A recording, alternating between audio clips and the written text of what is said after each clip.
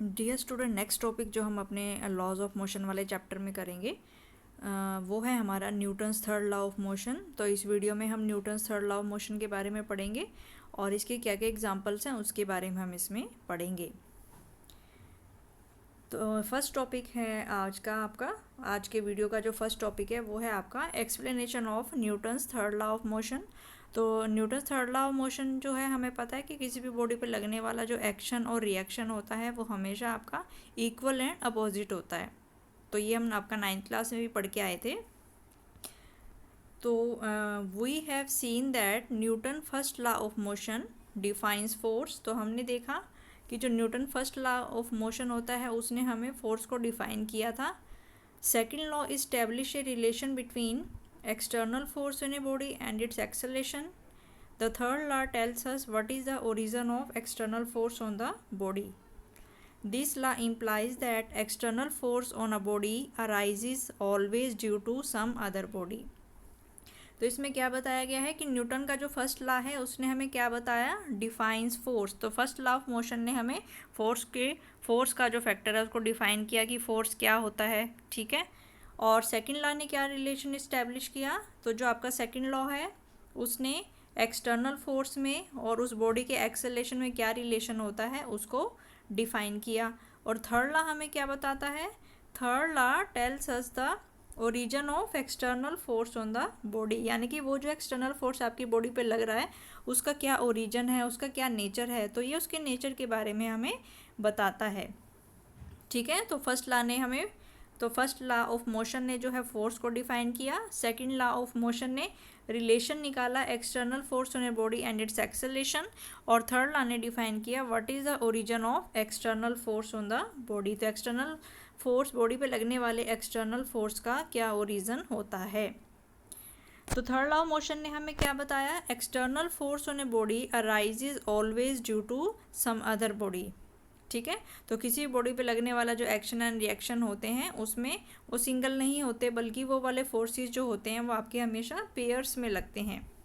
For example, जैसे यहाँ पे दिया गया आपको, when we press a coiled spring, जैसे हम किसी स्प्रिंग को प्रेस करते हैं, ठीक है, the spring is compressed by the force of our hand. In turn the compressed spring exert a force on our hand and we can feel it. तो इसमें क्या बताया गया कि जैसे ही हम किसी स्प्रिंग को प्रेस करते हैं, ठीक है, तो हमारा हैंड जो है वो स्प्रिंग पे फोर्स लगाता है, ठीक है, और बदले में जो स्प्रिंग है वो भी हमारे हैंड पे फोर्स लगाता है।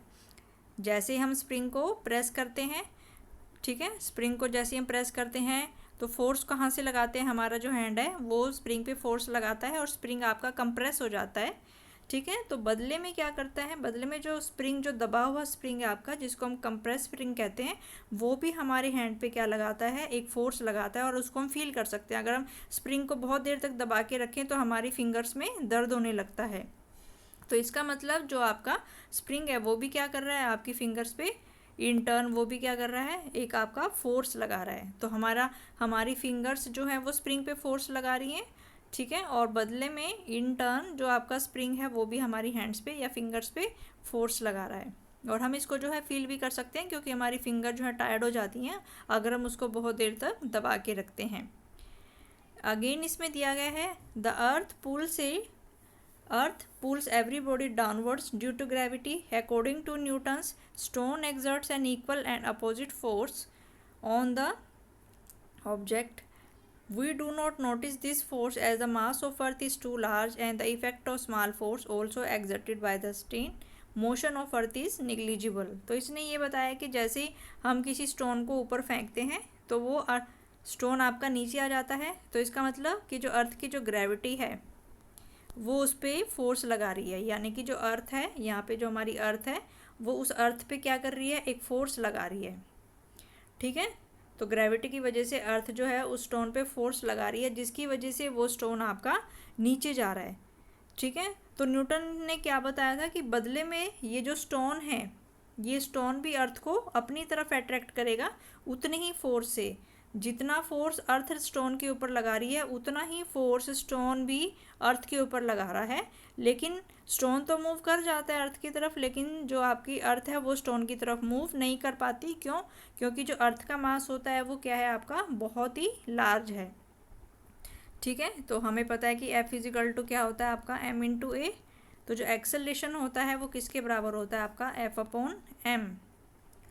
ठीक है, इसका मतलब फोर्स तो दोनों में सेम लग रहा है। जितना फोर्स अर्थ स्टोन पे लगा रही है उतना ही फोर्स स्टोन जो है वो अर्थ पे लगा रहा है। तो दोनों के केस में फोर्स तो सेम है। ठीक है, लेकिन जो पत्थर है, जो स्टोन है, वो अर्थ की तरफ तेज़ी से अट्रैक्ट हो जाता है क्योंकि उसका एक्सेलेरेशन ज़्यादा होता है। लेकिन अगर हम यहाँ पे अर्थ के एक्सेलेरेशन की बात करें तो ये हमारा अर्थ का एक्सेलेरेशन है कि अर्थ जो है वो स्टोन की तरफ मूव क्यों नहीं करती। ठीक है, तो ये अर्थ का जो एक्सेलरेशन होगा वो आपका F/m होगा, क्योंकि अर्थ का जो मास है वो काफ़ी ज़्यादा है। तो m की वैल्यू जो काफ़ी ज़्यादा हो जाती है और a की वैल्यू जो है काफ़ी स्मॉल हो जाती है। ठीक है, तो यहाँ पे ये फिर हमने किया कि अगर हम स्टोन को ऊपर फेंकते हैं तो वो स्टोन आपका नीचे आ जाता है और अर्थ जो है उस पर फोर्स लगाती है। तो बदले में जो स्टोन है वो भी क्या करता है, अर्थ पे एक फोर्स लगाता है। दोनों जो है वो सेम फोर्स लगाते हैं, लेकिन स्टोन का जो एक्सेलरेशन है वो तो काफ़ी ज़्यादा होता है और अर्थ का जो एक्सेलरेशन है वो किसके बराबर होता है, F/M, क्योंकि m अर्थ का काफ़ी लार्ज होता है। इसमें जो फिर एक्सेलरेशन है वो काफ़ी कम होता है और हम जो है इसके मोशन को निग्लिजिबल भी मान सकते हैं। तो यही इसमें बताया गया है कि जो अर्थ का मोशन होगा वो आपका निग्लिजिबल होगा। ठीक है, तो न्यूटन ने क्या कहा, force never occur single in the nature, force always occur in the pair as a result of mutual interaction between the two bodies. तो न्यूटन ने ये बताया कि कोई भी फोर्स जो है वो आपका सिंगल में नहीं होता। कोई भी फोर्स जो आपका सिंगल नहीं होता, नेचर में पाए जाने वाला कोई भी फोर्स जो है वो सिंगल नहीं होता। हमेशा जो फोर्सेस होते हैं वो पेयर में एक्ट करते हैं, पेयर में एक्ट करते हैं due to the mutual interaction between the two bodies. तो दो बॉडीज़ के बीच में अगर म्यूचुअल इंटरेक्शन होता है तो उनके बीच में सिंगल फोर्स नहीं होता, बल्कि वो पेयर ऑफ फोर्सेस आपके होते हैं। ठीक है, जैसे कि मान लो यहाँ पे कोई टेबल है आपकी, जैसे मान लो यहाँ पे कोई टेबल है आपकी और इसके ऊपर ये बुक रखी हुई है। ठीक है, तो ये टेबल है आपकी और ये आपकी बुक रखी हुई है। तो ये दो फोर्सेस हैं आपके, दो ऑब्जेक्ट हैं ये आपके। तो हमें पता है कि जो बुक का वेट होता है हमेशा वो नीचे की तरफ होता है। बुक का वेट जो होगा वो हमेशा नीचे की तरफ होगा, यानी कि बुक जो है वो टेबल पे फोर्स लगा रही है नीचे की तरफ। ठीक है, तो बदले में बुक जो है वो भी, टेबल जो है वो भी बुक के ऊपर फोर्स लगाती है। ठीक है, तो ये आपको समझ में आ गया होगा। जैसे कि ये टेबल है आपकी और ये बुक है, तो हमें पता है कि जो बुक का वेट होता है वो हमेशा नीचे की तरफ होता है, क्योंकि बुक जो है, अगर बुक पे आप नीचे की तरफ फोर्स लगा रहे हो तो बुक आपके नीचे चली जानी चाहिए थी, टेबल से नीचे चली जानी चाहिए थी, क्योंकि अर्थ उसको नीचे की तरफ खींच रही है, फोर्स उस पर नीचे की तरफ लग रहा है। ठीक है, लेकिन बुक जो है वो आपकी रेस्ट पोजीशन पे है। तो रेस्ट पे तभी रह सकती है जब एक फोर्स इस पे ऊपर की तरफ होगा, इसको बैलेंस करने के लिए। और इस फोर्स को हम क्या कहते हैं, इस फोर्स को हम नॉर्मल रिएक्शन कहते हैं। This force is the normal reaction. ठीक है, तो यानी कि ये अगर आपकी बुक आपकी टेबल पे है तो बुक पे दो फोर्स लग रहे हैं। एक तो mg जो कि उसका वेट है वो आपका डाउनवर्ड लगता है, और नॉर्मल रिएक्शन जो वेट की नॉर्मल रिएक्शन होती है जिसको हम R भी कहते हैं। तो बुक पे दो फोर्स आपके लग रहे हैं। ठीक है, तो ये आपकी टेबल पे रखी हुई बुक है, तो जो इसका वेट होगा वो नीचे की तरफ mg होगा और नॉर्मल रिएक्शन जो R है वो ऊपर की तरफ होगी। ठीक है, तो एक वर्टिकली डाउनवर्ड है और दूसरी वर्टिकली अपवर्ड है। तो एक फोर्स ऊपर की तरफ है, एक फोर्स नीचे की तरफ है। तो इसीलिए बुक जो है वो आपकी रेस्ट पोजीशन में है। तो बुक ना तो आपकी ऊपर जा रही है और ना ही वो आपकी नीचे जा रही है, तो वो आपकी रेस्ट पोजीशन पे होगी। ठीक है, तो यही आपका न्यूटन ने बताया था कि फोर्स जो है, कोई भी नेचर में जो सिंगल फोर्स आपका एग्जिस्ट नहीं करता, फोर्स ऑलवेज अक्कर इन पेयर्स। तो फोर्स जो है हमेशा वो आपके पेयर्स में एग्जर्ट करते हैं as a result of mutual interaction between two bodies, दोनों बॉडीज़ के म्यूचुअल इंटरेक्शन की वजह से। तो न्यूटन ने क्या कहा, according to the Newton's third law, to every action, तो न्यूटन्स ने थर्ड लॉ में क्या बताया, to every action there is equal and opposite reaction. तो किसी भी एक्शन के लिए जो उस अगर हम कोई भी एक्शन करें, एक्शन का मतलब किसी भी बॉडी पे अगर हम कोई भी फोर्स लगाएं, ठीक है, तो उसके अपोजिट उसका क्या लगता है, रिएक्शन लगता है। तो यहाँ पे फिर इसके बताया गया है, ठीक है, कि मान लो कोई भी एक्शन का मतलब होता है यहाँ पे, here the term action means force exerted by one body on the other body.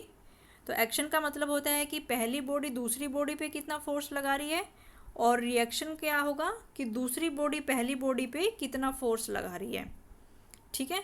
तो अगर हम लिखें यहाँ पे, इसको हम लिखते हैं FAB वेक्टर। तो FAB वेक्टर का मतलब क्या होता है, force on A due to B, ठीक है। तो इसको हम कहते हैं force on object A due to B, यानी कि A के ऊपर फोर्स लग रहा है B की वजह से, यानी कि B जो है वो A पे फोर्स लगा रही है। तो इसको हम कहते हैं F vector AB force on A due to B, यानी कि ऑब्जेक्ट A पे B की वजह से जो है वो फोर्स लग रहा है।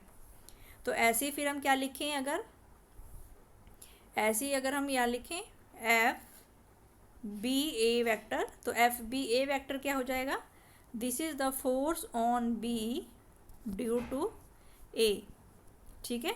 तो ये हो जाएगा कि बॉडी B पे A की वजह से जो फोर्स लग रहा है उसको हम क्या कहते हैं, FBA। तो FBA का मतलब होता है force on B due to A, यानी कि बॉडी B पे A की वजह से कितना फोर्स लग रहा है। तो Newton's third law of motion की वजह से ये दोनों फोर्स क्या होते हैं, इनमें से कोई भी फोर्स आपका एक्शन हो सकता है और कोई भी फोर्स आपका रिएक्शन हो सकता है। तो इसने ये कहा कि अगर FAB, अगर उसने कहा कि अगर FAB जो है क्या है, A बॉडी पे लगने वाला फोर्स है B की वजह से, और FBA क्या है, B पे लगने वाला फोर्स है A की वजह से। तो यानी कि पहले फोर्स को अगर हम एक्शन माने तो दूसरा फोर्स आपका क्या हो जाएगा, रिएक्शन हो जाएगा।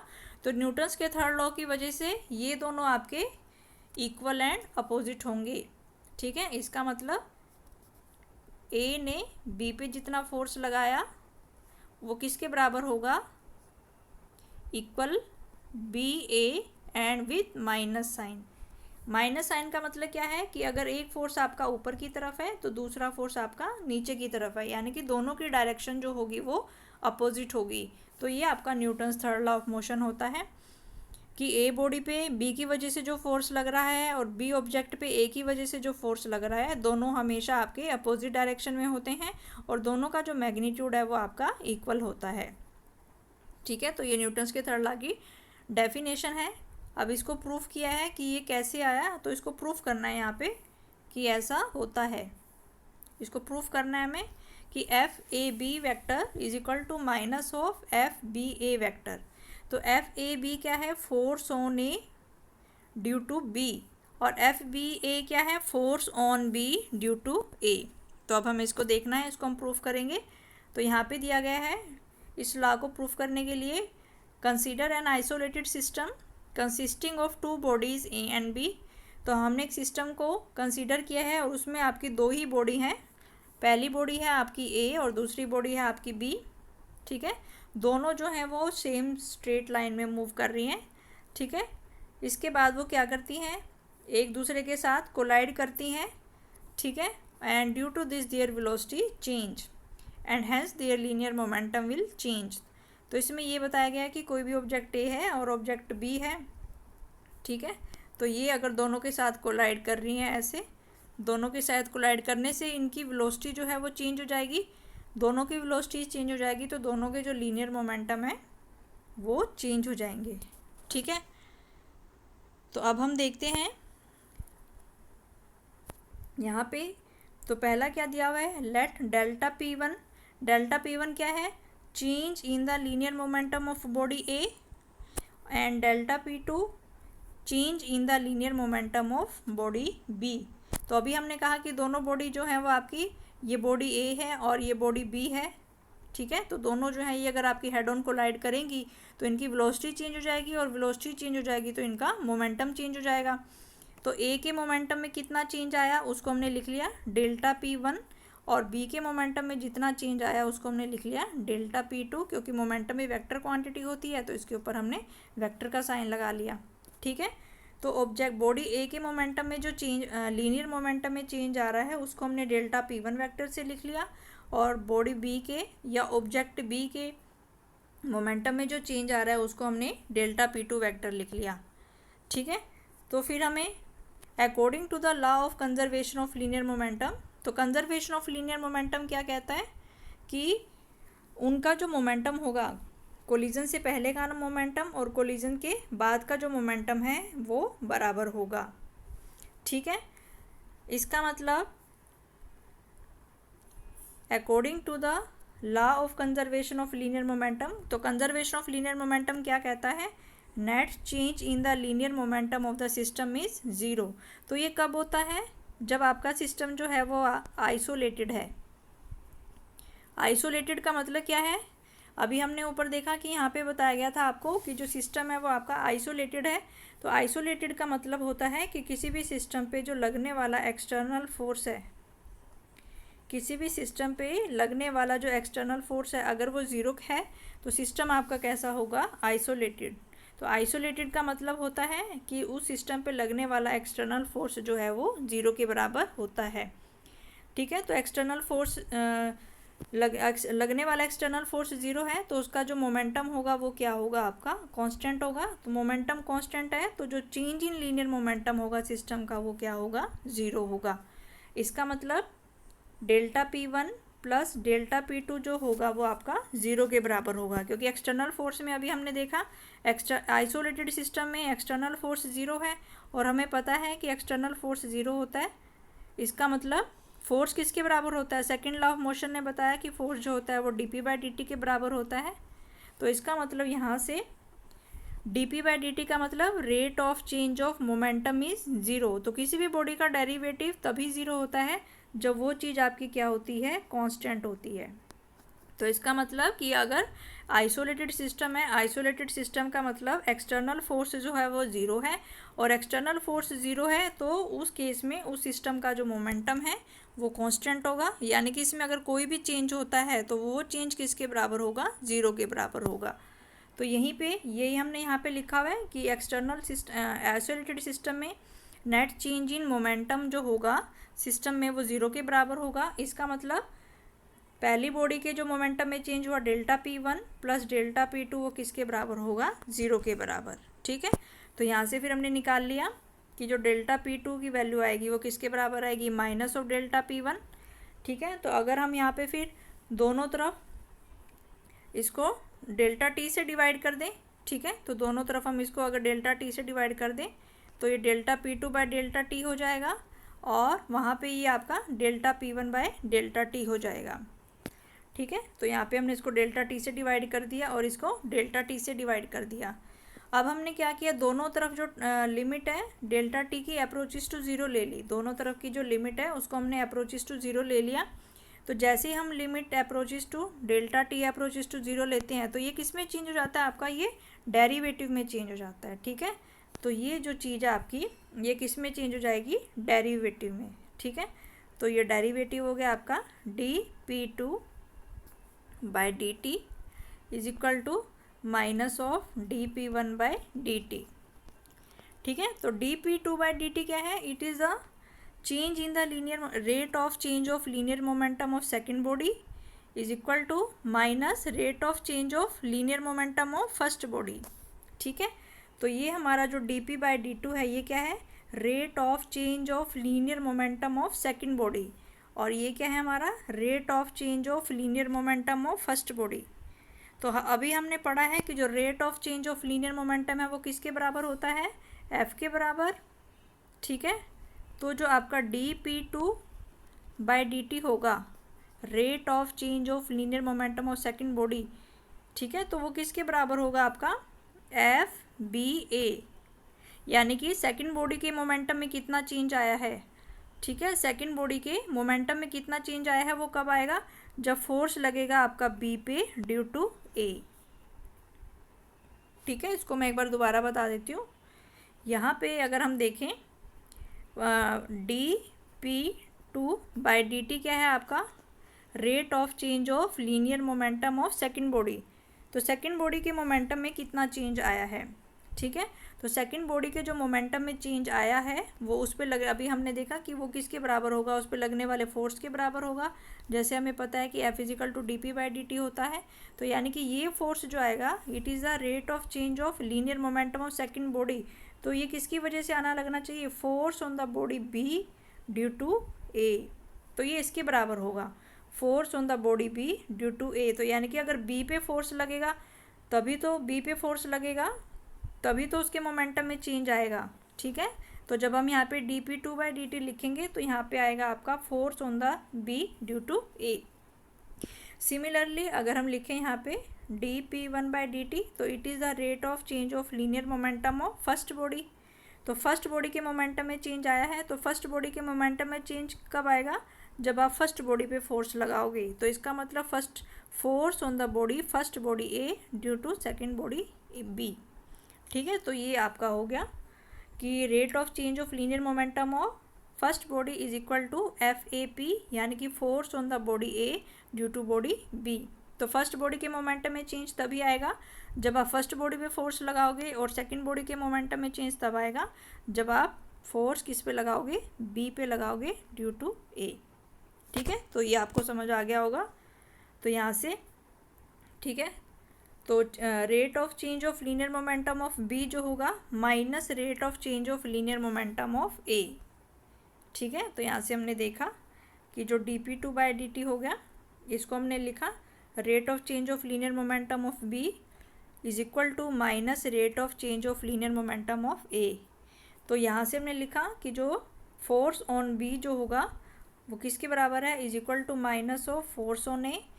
तो फोर्स ऑन बी को हम क्या लिखेंगे, force on B due to A, और फोर्स ऑन ए को हम क्या लिखेंगे, force on A due to B. यानी कि दोनों बॉडीज़ पे जो लगने वाले फोर्सेस हैं वो इक्वल एंड अपोजिट होते हैं, ठीक है। तो यही हमें प्रूफ करना था। Hence the force of action and reaction are equal and opposite which proves Newton's third law of motion. तो यही चीज़ हमें प्रूफ करनी थी कि दोनों बॉडीज़ पे जो लगने वाले फोर्स होते हैं, यानी कि ए जो बी पे फोर्स लगाएगी और बी जो ए पे फोर्स लगाएगी वो क्या होते हैं, आपके इक्वल एंड अपोजिट होते हैं, ठीक है। तो बॉडी, इसका क्या मतलब है कि बी पे जो लग रहा है ड्यू टू बी पे जो लग रहा है फोर्स ड्यू टू ए, और FAB का क्या मतलब है, ए पे जो लग रहा है ड्यू टू बी। दोनों फोर्सेस जो होते हैं आपके सेम होते हैं, इक्वल होते हैं, और दोनों की डायरेक्शन जो होती है वो अपोजिट होती है। तो यही हमें प्रूफ करना था इसमें। तो यही हमने प्रूफ किया कि न्यूटन्स ने बताया कि जो फोर्सेस होते हैं वो आपके सिंगल में नहीं होते, हमेशा वो आपके पेयर में एग्जिस्ट करते हैं due to the mutual interaction of the system के जो पार्टिकल्स होते हैं उनके म्यूचुअल इंटरेक्शन की वजह से।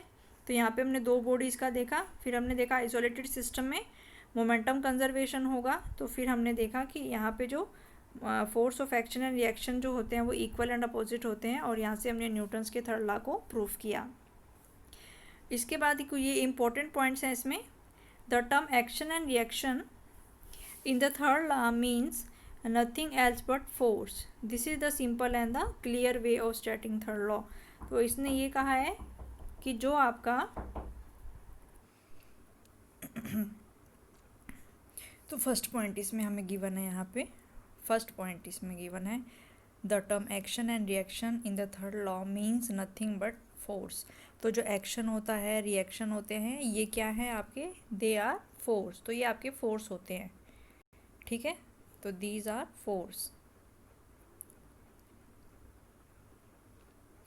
तो इसमें दिया हुआ है कि force always occurs in pairs. जो एक्शन एंड रिएक्शन होते हैं वो आपके फोर्स ही होते हैं, और हमेशा ये आपके पेयर्स में exist force always occurs in pairs, ये हमेशा आपके पेयर्स में एग्जिट करते हैं।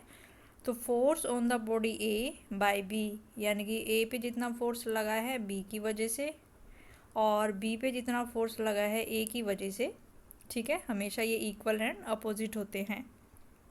तो सेकंड पॉइंट में फिर दिया गया आपको the term action and reaction in the third law gives us a wrong impression as if action is the cause and reaction is the effect, ठीक है। तो इसमें हम ये नहीं कह सकते कि जो एक्शन होता है वो कॉज होता है और रिएक्शन जो है वो इफ़ेक्ट होता है। तो ये आपका रॉन्ग इम्प्रेशन है। तो थर्ड लॉ ऑफ मोशन हमें क्या कहता है कि किसी भी चीज़ को जो है हम एक्शन मान सकते हैं, ठीक है, क्योंकि हमारे पास दो फोर्स लग रहे हैं, एक तो हमारा ए पे लग रहा है बी की वजह से और दूसरा फोर्स हमारा लग रहा है बी पे ए की वजह से एट द सेम इंस्टेंट। तो इनमें से किसी भी फोर्स को जो है हम एक्शन कह सकते हैं और किसी भी फोर्स को जो है हम रिएक्शन कह सकते हैं, ठीक है। किसी भी फोर्स को एक्शन कह सकते हैं और किसी भी फोर्स को रिएक्शन कह सकते हैं, और दोनों फोर्स जो है वो सेम टाइम पे जो है आपके लगते हैं।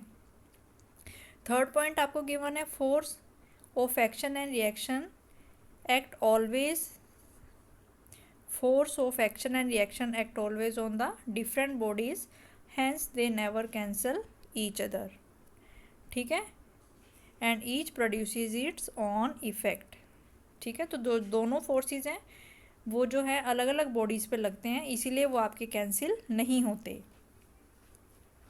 ठीक है। तो इसमें बताया गया है कि पहली बॉडी मान लो ये ए बॉडी है, ये आपकी बॉडी ए है और ये बॉडी आपकी बी है, ठीक है। तो जो एफ बी ए होगा यानी कि फोर्स जो लग रहा है वो बी पे ए की वजह से, और एफ ए बी जो होगा फोर्स लग रहा है ए पे बी की वजह से। तो पहला फोर्स जो है, ठीक है, जो नीचे वाला फोर्स है वो बॉडी बी पे लग रहा है और एक फोर्स जो है वो बॉडी ए पे लग रहा है, ठीक है। एक फोर्स जो है वो आपका बॉडी ए के ऊपर लग रहा है और एक फोर्स जो है वो बॉडी बी के ऊपर लग रहा है। तो दोनों फोर्सेस जो हैं वो अलग अलग बॉडीज़ पे लग रहे हैं, इसीलिए वो कैंसिल आपके नहीं होते, ठीक है। Hence they never cancel each other, क्योंकि दोनों फोर्सेस जो हैं वो आपके डिफरेंट बॉडीज़ पे लगते हैं, इसलिए वो एक दूसरे को कैंसिल नहीं करते। और hence they produce its own effect, तो फोर्स लगाने के बाद उनकी वेलोसिटी भी चेंज हो सकती है। If we consider a pair of bodies A and B, then according to the third law, ठीक है, तो उसने कहा है कि अगर हमारे पास दो बॉडीज़ हैं, दो ही बॉडीज़ है हमारे पास सिस्टम में, पहली बॉडी ए है दूसरी बॉडी बी है, तो थर्ड लॉ हमें कहता है कि force on A due to B is equal and opposite to the force on B due to A, ठीक है। तो ये तो हो गया कि जब हमारे पास दो ही बॉडीज़ हैं, ठीक है। लेकिन अगर उसने कहा है when we consider the system of two bodies as a whole, तो यहाँ पे तो बॉडी ए जो थी और बॉडी बी जो थी ये आपकी अलग अलग मतलब डिफरेंट है, लेकिन अगर आप दोनों को एक ही सिस्टम में कंबाइन कर लो, ठीक है, दोनों को अगर आप एक ही सिस्टम में ज्वाइन कर लो, इस तरीके में तो जो बी पे फोर्स लग रहा है और जो ए पे फोर्स लग रहा है वो अलग अलग बॉडीज़ हैं आपकी, लेकिन अगर आप दोनों को एक ही सिस्टम में कंबाइन कर लो तो उस केस में जो दोनों का फोर्स होगा वो आपका बराबर होगा, ठीक है। तो ये इसमें बताया गया है कि अगर हम अलग दो बॉडीज़ हैं हमारे पास, पेयर ऑफ टू बॉडीज़ है, पेयर ऑफ टू बॉडीज़ है, ठीक है, अगर दो ही बॉडीज़ है हमारे पास तो फोर्सेस जो है वो आपके कैंसिल नहीं होंगे। लेकिन अगर हम एक ऐसा सिस्टम ले लें, उसको अगर हम सिस्टम बना लें कि अगर हम दो बॉडीज़ का सिस्टम बना लें एज ए होल, तो दोनों फोर्सेस जो होंगे वो आपके ए और बी के वो एडअप होके क्या हो जाएंगे, ज़ीरो हो जाएंगे। The internal forces on a body और such a system of particle cancels out in a pair, तो ये वाले सिस्टम में वो आपके ज़ीरो हो जाएंगे, ठीक है। तो जैसे कि हमने माना था कि ये आपकी बॉडी ए है, ये बॉडी बी है, ये डिफरेंट है आपकी बॉडीज़, ठीक है। तो मान लो कि ये कोलाइड कर रही है, कुछ कर रही हैं, तो ये बॉडी बी पे लगने वाला फोर्स है और ये बॉडी ए पे लगने वाला फोर्स है, तो दोनों इक्वल एंड अपोजिट हैं लेकिन दोनों कैंसिल नहीं होंगे। लेकिन अगर हम सिस्टम ले लें और सिस्टम में ही हम ये दोनों बॉडी ले लें, ऐसे ले लें कि यानी कि ये पहले सिस्टम में ये पूरी सिस्टम में पहली बॉडी ए है और ये पहली बॉडी बी है, सिस्टम में ले लें अगर हम इसको, ठीक है। तो जब ये कोलाइड करेंगी, ठीक है, तो मान लो कि ये ए और बी जो है दोनों कोलाइड कर रही है यहाँ पे, तो बी पे जो फोर्स लगेगा वो आपका एफ बी ए होगा और ए पे जो फोर्स लगेगा वो एफ ए बी होगा। तो उस केस में ये इंटरनल फोर्सेस बन जाते हैं और इंटरनल फोर्सेस जो होते हैं ये आपके कैंसिल हो जाएंगे, उस केस में ये आपके कैंसिल हो जाते हैं। अगर ये डिफरेंट अलग अलग बॉडीज़ है तो ये आपके कैंसिल आउट नहीं होते, लेकिन अगर आप पूरे सिस्टम में उस बॉडी को ले लेते हो ऐसे, तो उस पर लगने वाले जो फोर्सेस है वो इंटरनल फोर्सेस बन जाते हैं और वो कैंसिल्स आउट आपके हो जाते हैं, ठीक है। तो यहाँ पे यही बताया गया था कि ये जो दोनों बॉडीज़ होते हैं ये कभी भी कैंसिल आपके नहीं करते अगर दोनों बॉडीज़ को पेयर ऑफ बॉडीज़ आप ले रहे हो। लेकिन अगर आप सिस्टम ऑफ बॉडी यहाँ पे ले रहे हो, if you consider system of body, अगर आप दो बॉडीज़ के सिस्टम को ले रहे हो, यहाँ पे ए और बी का पूरा सिस्टम ले रहे हो, तो उन पे लगने वाले फोर्सेस जो है एफ ए बी और एफ बी ए इस सिस्टम में हो जाएंगे आपके ए प्लस बी, तो वो एडअप होके ज़ीरो फोर्स देते हैं और इनको हम क्या कहते हैं, इनको हम इंटरनल फोर्सेस कहते हैं, जो कि आपके कैंसिल्स हो जाते हैं। इंटरनल फोर्सेस जो हैं वो आपके कैंसिल हो जाएंगे। तो दोनों बॉडीज़ को मिला के अगर आप सिस्टम ले लोगे तो उनके इंटरनल फोर्सेस आपके कैंसिल हो जाते हैं। ये स्पेशल कंडीशन आपकी कि system of particles cancels out in pair, internal forces जो होते हैं वो आपके कैंसल्स आउट हो जाते हैं। However, when we consider the motion of one body, say as if FAB is the relevant, similarly when we consider the motion of body B, FBA is relevant। ठीक है। इसके बाद इसमें नंबर 4 पॉइंट आपको दिया गया है, the force of action and reaction may appear due to actual physical contact of two bodies और इवन एट ए डिस्टेंस। तो उसने कहा है कि जब भी कोई दो बॉडीज़ आपस में फोर्स लगाती है, एक्शन एंड रिएक्शन का फोर्स लगाती हैं, तो वो जो है वो फिज़िकल कांटेक्ट में हो भी सकती हैं और फिज़िकल कांटेक्ट में नहीं भी हो सकती, और हमेशा ये फोर्स जो होता है आपका इक्वल एंड अपोजिट होता है। तो इस पॉइंट में ये बताया गया कि कांटेक्ट में है तब भी आपका एक्शन एंड रिएक्शन का फोर्स लग सकता है, और कांटेक्ट में नहीं है तब भी ये आपका लग सकता है। इसके बाद पॉइंट नंबर 5 है आपका, Newton's third law is applicable whether the two bodies are at rest और आर इन मोशन। तो जो आपका थर्ड लॉ है वो अगर बॉडी रेस्ट में है तब भी आपका एप्लीकेबल होगा, और अगर वो मोशन में है तब भी थर्ड लॉ जो है वो आपका एप्लीकेबल होगा। पॉइंट नंबर 6 में आपको बताया है, third law applies all types of forces. जो न्यूटन्स थर्ड लॉ है आप सभी टाइप के फोर्सेज पे इसको अप्लाई कर सकते हो, सभी टाइप के फोर्सेज पे अप्लाई कर सकते हो। जो ग्रेविटेशन फोर्सेज हैं वो भी Newton's third law of motion को फॉलो करते हैं। इलेक्ट्रिक फोर्सेज जो होते हैं आपके चार्ज पार्टिकल की वजह से, मैग्नेटिक फोर्सेज जो होते हैं आपके, ठीक है, तो वो सभी जो फोर्सेज होते हैं वो आपके थर्ड लॉ को फॉलो करते हैं, तो थर्ड लॉ जो है उनको फॉलो करता है। ठीक है, तो चाहे कोई बॉडी रेस्ट में है, चाहे कोई बॉडी मोशन में है, चाहे कोई बॉडी फिजिकल कांटेक्ट में है या डिस्टेंस पे है, या कोई ग्रेविटेशनल फोर्स है, इलेक्ट्रिक फोर्स है, मैग्नेटिक फोर्स है, तो सभी ऑब्जेक्ट जो हैं वो आपके न्यूटन्स थर्ड लॉ को फॉलो करते हैं। तो ये हमने देखा भी न्यूटन्स थर्ड लॉ क्या होता है। तो इसमें हमने थर्ड लॉ की डेफिनेशन देखी कि थर्ड लॉ क्या होता है, कि force always exist in nature, forces जो होते हैं ऑलवेज एग्जिस्ट इन पेयर, ठीक है, और to every action there is always equal and opposite reaction. तो इसमें हमने देखा कि ये जो फोर्सेज हैं आपके हमेशा इक्वल एंड अपोजिट होते हैं।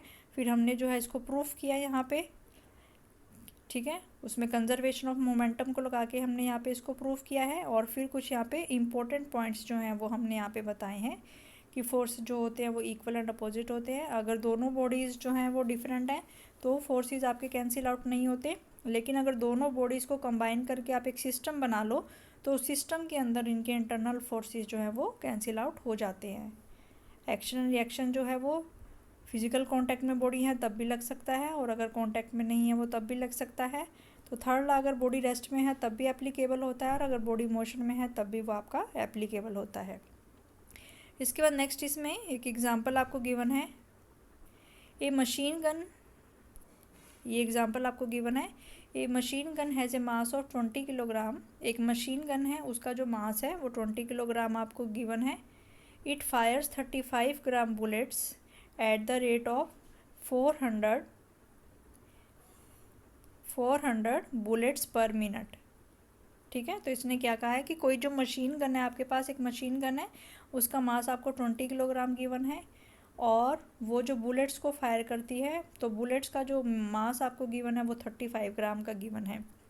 मशीन गन का जो मास है वो 20 किलोग्राम है, और जो बुलेट्स का मास है वो आपका 35 ग्राम है। ठीक है, और जो बुलेट्स की स्पीड है कि कितनी स्पीड से बुलेट्स आपकी निकल रही है, उनकी जो वेलोसिटी आपको गिवन है 400 मीटर पर सेकेंड है, और जो बुलेट्स है वो कौन से रेट पे निकल रही है, 400 बुलेट्स पर मिनट, यानी कि मशीन गन से जो बुलेट्स आपकी निकल रही हैं 400 बुलेट्स पर मिनट वो निकल रही हैं। तो फाइंड आउट आपको क्या करना है, what force must be applied what force must be applied to the gun to keep it in position. तो गन को अपनी पोजीशन में रखने के लिए हमें कितना फोर्स लगाना पड़ेगा। ठीक है, तो फोर्स हमें पता है, तो फोर्स जो होता है वो आपका किसके बराबर होता है, फोर्स जो होता है हमें rate of change of linear momentum के बराबर होता है। तो यहाँ पे जो बुलेट्स के मोमेंटम में चेंज होगा उसको हम फाइंड आउट करेंगे। ठीक है, तो सारी चीज़ें इसमें हमें गिवन है, जो बुलेट का मास है वो भी गिवन है, बुलेट की वेलोसिटी भी गिवन है, बुलेट का टाइम भी हमें गिवन है। तो हमें यहाँ पे क्या निकालना है, नंबर ऑफ बुलेट्स निकालनी है कि कितनी बुलेट्स जो हैं वो आपकी निकल रही हैं। तो जो मशीन गन का मास है वो 20 किलोग्राम है और जो बुलेट का मास है वो 35 ग्राम है। तो इसको हम किलोग्राम में चेंज कर लेंगे, ये हो जाएगा आपका 0.035। और वेलोसिटी जो बुलेट की गिवन है वो आपको 400 मीटर पर सेकेंड गिवन है, बुलेट की वेलोसिटी। तो जो नंबर ऑफ बुलेट्स पर सेकेंड होंगी तो ये आपको कितनी गिवन है, eight the rate of 400 bullets per minute. ठीक है, तो 1 मिनट में कितनी बुलेट निकल रही हैं। तो रेट निकालने के लिए हमें सेकंड्स निकालनी है कि कितनी बुलेट्स आपकी पर सेकंड निकल रही हैं। तो पर सेकंड निकालने के लिए फिर हम क्या करेंगे, यहाँ पे इसको 60 से डिवाइड कर लेंगे, यानी कि 400 बुलेट्स जो है आपकी 1 मिनट में यानी कि 60 सेकंड में निकल रही हैं। तो 1 सेकंड में कितनी निकल रही है आपकी 20/3। तो 1 सेकंड में आपकी इतनी निकल रही हैं। तो यहाँ से हमने निकाल लिया कि कितनी नंबर ऑफ बुलेट्स जो है वो आपकी 1 सेकंड में निकल रही हैं। तो यहाँ से हमने इसका नंबर निकाल लिया आपका 20/3। ठीक है, तो फोर्स जो होगा, फोर्स को हम कैसे निकालेंगे, rate of change of linear momentum से। तो यहाँ से जो फोर्स होगा वो आएगा आपका rate of change of linear momentum. ठीक है, तो rate of change of linear momentum जो होता है, मोमेंटम क्या होता है आपका मास इनटू वेलोसिटी। तो यहाँ पे बुलेट का मास आएगा वो आ गया आपका 0.035, बुलेट की वेलोसिटी आएगी आपकी 400 डिवाइड बाय टी, टी जो है वो आपका 1 सेकेंड है। ठीक है, और ये तो हमने एक बुलेट का निकाला, तो फिर इसमें कितने बुलेट्स आपकी निकल रही हैं, तो उसको हम 20/3 के साथ कर लेंगे मल्टीप्लाई। ठीक है, तो सारी वैल्यूज़ पुट करके इसका आंसर आएगा आपका 93.3 न्यूटन। तो इसमें हम ये निकाल लिया हमने। ठीक है, तो यहाँ से बुलेट्स को अपनी पोजीशन में, गन को अपनी पोजीशन में बनाए रखने के लिए हमें कितना फोर्स लगाना पड़ेगा, 93.3 न्यूटन। Thank you.